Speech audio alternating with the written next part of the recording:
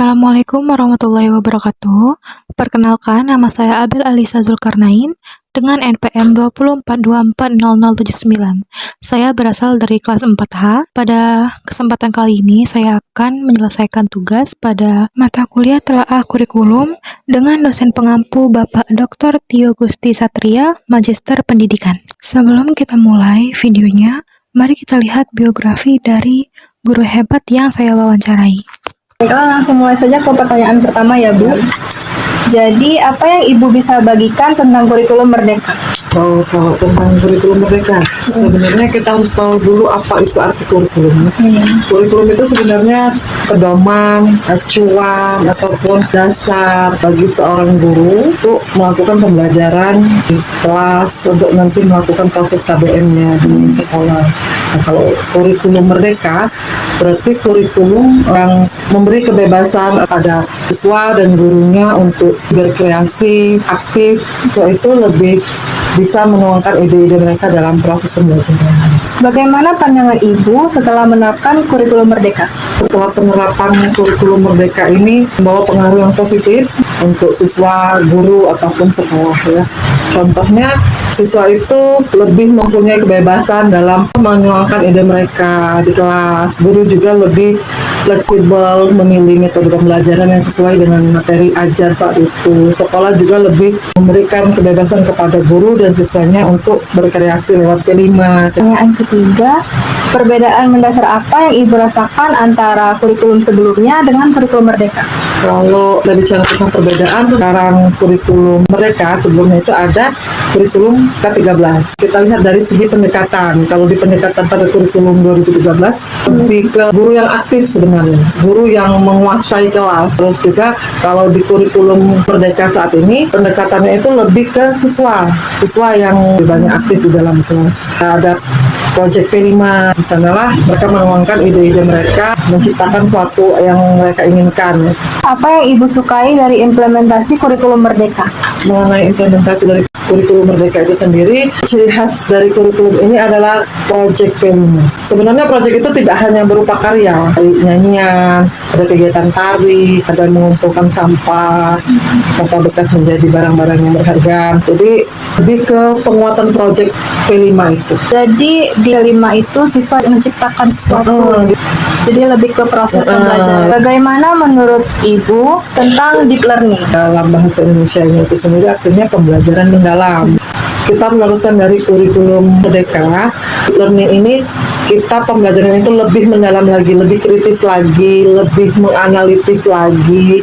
Nanti pembelajaran itu sendiri bisa dikaitkan dalam kehidupan sehari-hari peserta didik kita. Kalau dikaitkan dengan kehidupan sehari-hari itu mungkin siswa lebih bisa memahaminya. Iya. Bagaimana menurut Ibu tentang 7 kebiasaan anak Indonesia hebat? Ya, kalau dari pengalaman Ibu sendiri mengajar di kelas rendah, sebelum proses pembelajaran itu penyanyian 7 kebiasaan anak Indonesia hebat. Jadi mengajarkan mereka itu disiplin waktu, ada rasa tanggung jawab, kerjasama, gotong royong, hargai sesama teman.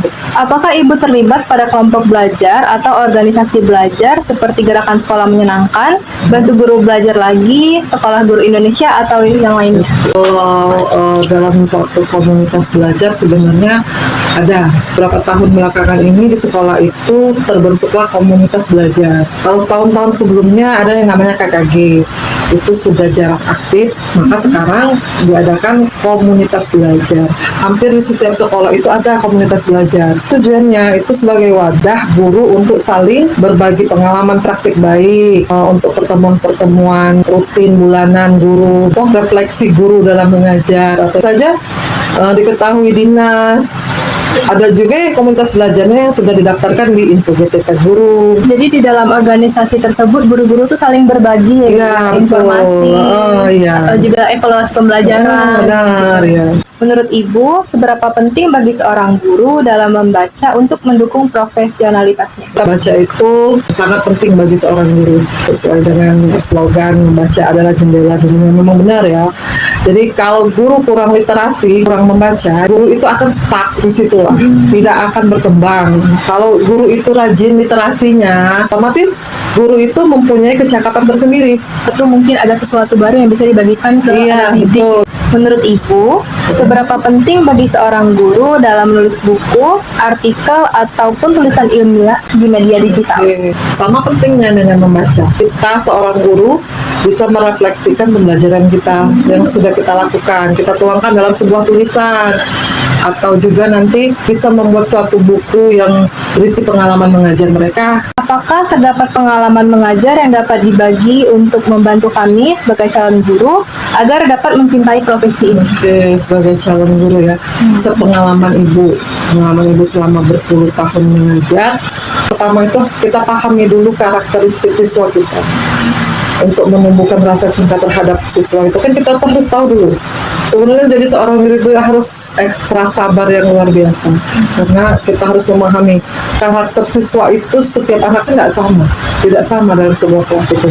Kalau kita tidak pintar-pintar mengelola emosi kita, tidak pintar-pintar atau melatih kesabaran kita tidak akan menguasai kelas seperti itu ya.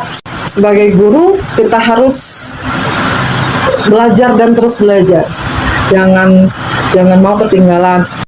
Sekarang ini penekanan pembelajaran itu banyak fokusnya kita menggunakan alat-alat elektronik gitu. Jadi kita sebagai guru harus siap mental, harus juga misalnya kita harus melatih kesabaran kita ini memang harus ekstra. Apakah terdapat buku yang dapat Ibu rekomendasikan untuk kami dalam menjalankan pendidikan sehingga bisa menjadi guru yang bertanggung jawab ke depannya? Oke, kalau buku itu banyak sekali tentang buku tentang dunia pendidikan ini.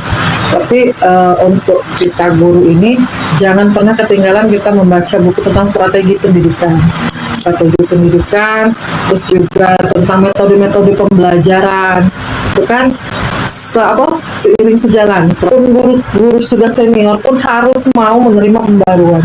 Kalau tidak, bakal ketinggalan, akan stuck di tempat seperti itu. Penting sekali untuk membaca buku-buku mengenai strategi dan juga metode belajar untuk mengikuti perkembangan zaman ini ya. Keterampilan apa yang Ibu sarankan untuk kami pelajari agar menjadi guru yang ideal? Kalau bicara tentang guru yang ideal, sebenarnya walaupun senior, walaupun belum ke arah ideal, belum ada namanya yang ideal seperti ya. Pasti kita ada kurangnya, pasti ada ini.